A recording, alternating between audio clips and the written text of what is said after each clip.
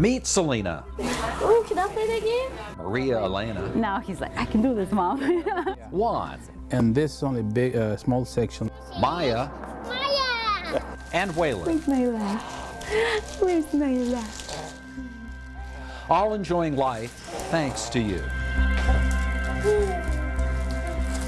Over his total hospital stay, he had a total of 50 transfusions. Baby Waylon wouldn't have survived his first hour of life if it weren't for dozens of units of blood used to keep him alive in a heart-lung machine while doctors figured out exactly what was wrong with him. He was unable to sustain life on his own. Basically, they pretty much figured that out within the first few hours of his life. I wasn't ready to die. I just wasn't. Maria Elena needed blood just to be considered for emergency surgery. The prognosis wasn't good and they couldn't figure out why was I bleeding so much. What type of investigation you do? Because Juan spent many years organizing blood drives at the county offices where he works. Then he found out he was the one needing the help of others. we went to see the doctor, and then since then, everything changed. They told me, well, guess what? You have leukemia. That's right here. Thank you. 14-year-old Selena comes to Children's Hospital for blood transfusions every 3 weeks. Then we know we're in the right place. And now I can get you hooked up to your blood. She found out she had sickle cell anemia. So they started giving her transfusions once a month to help.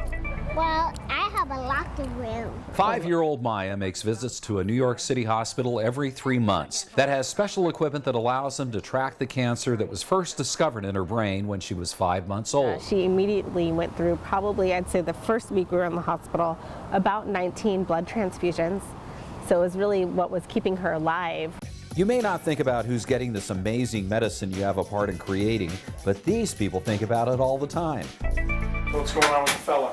Today, Waylon is getting a checkup with the surgeon who performed the operation that saved his life. He's getting big.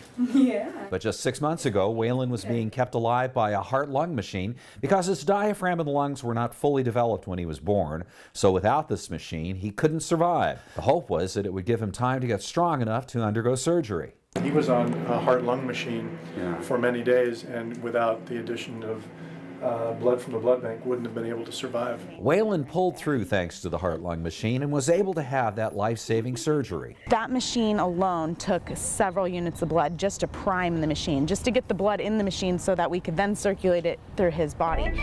Okay, good luck. Yeah, you can just bring it down. You'll be fine. Today, Maria Elena looks at life as a gift. I am just blessed to have a second chance.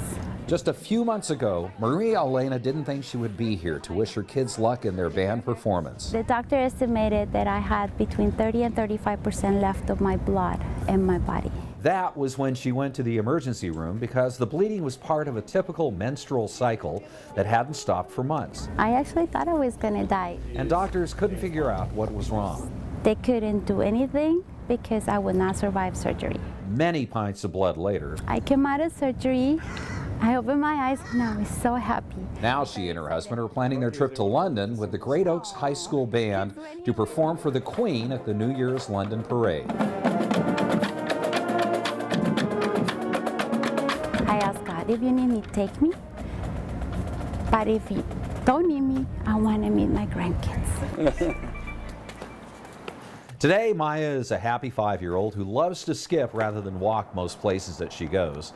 Pretty much all of Maya's 5 years have been involved with doctors, hospitals, and blood transfusions. She was diagnosed with a brain tumor when she was an infant, and many other complications followed. We spent many weeks after chemo in clinic, sitting through 4-hour transfusions of red blood cells, sometimes platelets, to get her where she needed to be so that she can continue fighting. Your jingle bells.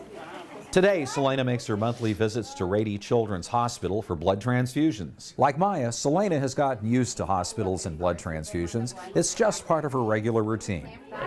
Yeah, that's normal to me. She's been dealing with her sickle cell anemia and complications from it since she was 5 years old. And this will be her normal for the rest of her life. I don't know if it wasn't, for the blood and people donating their blood and transfusions, Selena might not be here right now.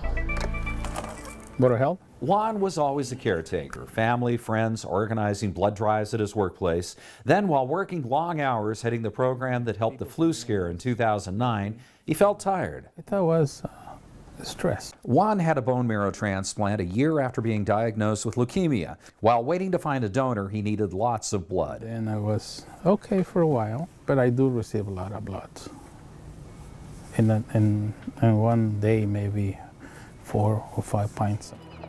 So while all of you don't usually get to meet the people you touch, actually often save, you have just met only 5 of the thousands whose lives you played a part in. And without them, you know, he wouldn't be here. So I'm thankful to every hand that touched that blood, or every hand that was a part of it. The fact that the San Diego Blood Bank exists obviously saved her life, and I'm sure it saves other lives, countless other lives. And so thank you very much. Their lives really did depend on you.